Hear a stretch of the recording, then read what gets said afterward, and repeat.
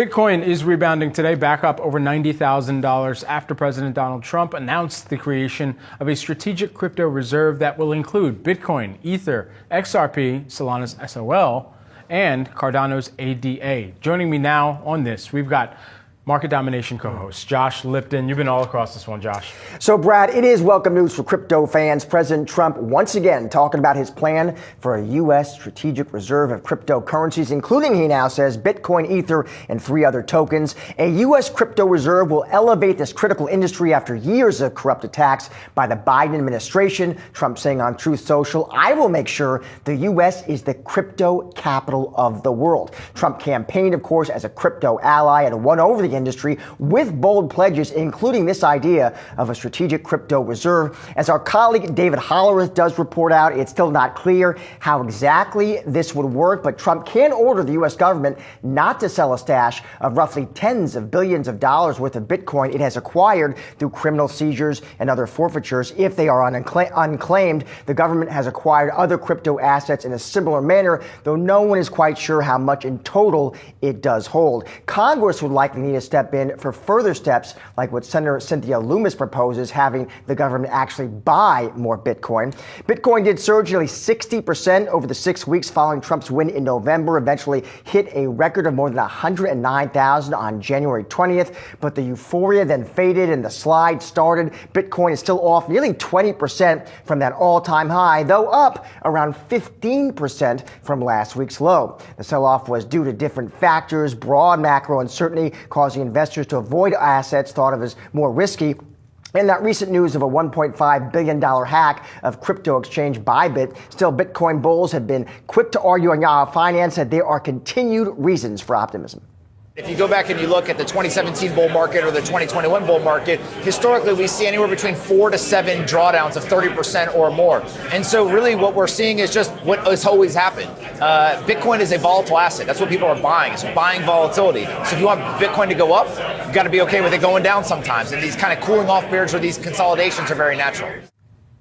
Now, analysts at Bernstein also recently weighing in, telling their clients that they see Bitcoin as possibly dropping as low as 70,000, but they emphasize that nothing fundamental has broken in their structural view of the current Bitcoin cycle. Bitcoin is yet to claim a cycle high, which we believe is closer to the 200,000 mark over the next 12 months, they said. And by the way, the Journal reports that Trump is expected to host and speak at the first ever White House Crypto Summit on Friday, so stay tuned for more possible headlines. Brad.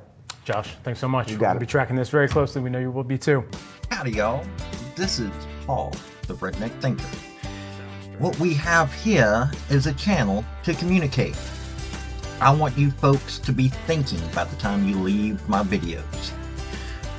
Why? Because I'm tired of people talking via what other people tell them to think.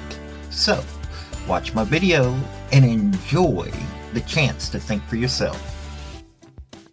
Okay, this is the topic that is kind of difficult to find neutral observers talking about this. I am glad that there are some. I've got 2 videos that I have got experts that they're talking on this. This is more of, I want to hear from people that are interested in this topic to say what they think. Do you think that we should put taxpayer dollars towards this? Should we only use seized assets? What is the use of the U.S. having this crypto reserve? I'm a little neutral on this. Okay, if it's seized assets, okay, cool. But what would be the value of the U.S. having this? I don't really see a reason we should, personally. But crypto is still in the Wild West, so to speak. I'm glad on some of the crypto reserves because it would help out certain companies that are trying to do something that isn't about wealth. It's more about helping out business. And I say that because some of the companies created crypto as a way to transfer money across different nations to make it more stable. And being able to say you do a money transaction here in the United States, well, you're doing that money transaction with, say, a company in Africa or somewhere like that. Instead of dealing with currency volatility, you're dealing with something that is stable to be able to do that transfer. Western Union has gone to using crypto as a way to transform it. Not Bitcoin, they're using, I believe it was XRP. So I want to know what you think on this. And let's hear the second video, and I'll talk a little bit more after this. Officer and General Counsel at Bitwise. Catherine, thanks for your time today. Thanks for having me. Okay, talk to us about the main objective. Why have a crypto strategic reserve? Well, there was a bit of a flip over the weekend. So in the lead up, the thought was about that the debate was about having a Bitcoin reserve or a stockpile. There's been a little bit of a language shift in the statement over the weekend. And over the weekend, additional assets were added to this potential stockpile or reserve. But as always, the devil is in the details around the debate. Is this going to be a scenario where the government's going to be purchasing these assets? Is it going to be a scenario where seized assets will become part of the stockpile? Or is there another scenario considered where some sort of formula where taxpayer dollars could be received in crypto and those could be maintained? So there's a lot of there's a swirl around the debate now in terms of what did this statement really mean. I think largely it's been somewhat panned so far, but again, the devil's in the details. So it'll be interesting to see with more debate, more dialogue, what the thought process is for some of those details and how this reserve or stockpile would come to be. And that's really where the information is needed to have a better assessment of the debate around this entirely. Yeah, you know Donald Trump likes to do that, right? Bam, and then let me tell you the details when I tell you the details. So it could be we don't know how far down the road. A couple of things. What is your take on the makeup of this stockpile or this reserve in what Donald Trump has sort of put out there?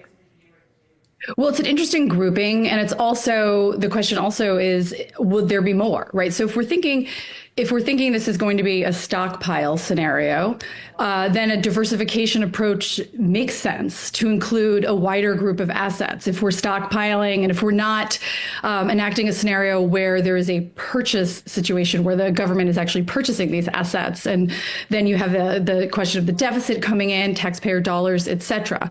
But it does add, additional layer of volatility to the existing selection. Bitcoin is the most obvious choice to fall into the reserve category. It's often called digital gold. It acts more like a reserve type asset. So, and even with just a Bitcoin reserve, there's been a lot of debate around, does it make sense? Does it not make sense? I participated in a lot of those conversations in DC. There are pros and cons. When you then layer in additional digital assets, then the question becomes, oh, wait, now there's more. And some of those assets, they don't act like a digital gold. They have different functions, different functionality. And when you kind of add that into the pile, the question becomes, okay, what are we trying to achieve here? So I think we need to have more details about what is the ultimate goal, right? Because we could sit in a room and have plenty of smart people sit down and say, okay, if we were thinking about every type of asset as a nation we would want to have a stockpile of or reserve, there would be different categories. And I could see an argument for diversification to include more digital assets. But again, I hate to say it again, but the devil is in the details in terms of how foundationally and structurally you're going to obtain that stockpile or reserve. Okay, so can you give me an example of a digital asset that has been included on the list? Just more about it. Oh, sure. Yeah. So Bitcoin, obviously, with the digital gold, and then the ETH was added as well. And then in addition to ETH, there's XRP, there's Cardano. And one thing that has been debated is, okay, but some of these assets are more about, creating a digital ecosystem. They're more about, okay, how do we create scalability in the transactions on the blockchain? They're less about maintaining the asset as a store of value, which is more the purpose of Bitcoin and how it's been used to date. So on some level, you're looking at Bitcoin being the store value versus some of these other types of digital assets that play and look a little bit more like, akin to software companies, because they are trying to solve for moving money over blockchain, moving finance on the blockchain. So they look more like businesses. So when you look at, okay, well, is this something that would be, quote, appropriate for a reserve? That's where some of the debate comes in. Plus, if you layer into why were these particular assets selected from the field of assets? Because there are others that are out there that you could have included in this group if you're including these additional types of alternative assets. So, but again, it could be that more would be ultimately included. It could be that this is just a statement and that down the line with more, more research into this and more debate that they might be excluded. Yeah. Even with this list, I understand he sort of had a list come out, and then he waited and put out sort of the add-on. So you're right to say there could be others that are added or tacked on later. Because of the status and, again, the uncertainty as we see it now from the quote-unquote announcement, do you see wider adoption then of crypto at this time? Over the weekend, there were definitely swings in the prices. So, but that doesn't always correlate to wider adoption. I do think if putting together a planned approach to having a stockpile definitely helps with the kind of network effect and the institutional acceptance of the assets, which is all helpful for each of these assets ecosystems. The more use cases for each of them, the better economically for their success stories down the line. All right. We do have to leave it there. I'm out of time with you, Catherine Dowling, but thank you very much for your time. Now, most on this topic, most of the people talking on this topic are swinging one way or the other, and there are few folks that are trying to maintain a neutral tone. And both the videos that I have shown you from these experts, they're as neutral as I could find, but it's your money. At the end of the day, everything dealing with this, everything within the U.S. government, well, it's your money. So what do you think should be done with this? I am not going to give my opinion for the simple fact of that I am still trying to develop my opinion, and I really would like to hear what you, as the taxpayer, are thinking about this. It's really one of those topics that we need to know about. And I've seen where Trump has usually done a decent job of helping the U.S. economy. So, do you think that this is something that we should wait and see? Do you think it's a good idea? I would love to hear from you. I really would. This has been Paul, the Redneck Thinker. Also, like, subscribe if you want to hear more news topics that is not being covered on a regular basis. So, have a good day, y'all. Bye. So, folks, that's the story that I wanted to bring you on this video. And I just wanted to say thank you again for coming by. Hit like, subscribe, comment, all that fun stuff if you don't mind. Help me out. So, y'all have a good day now. Bye.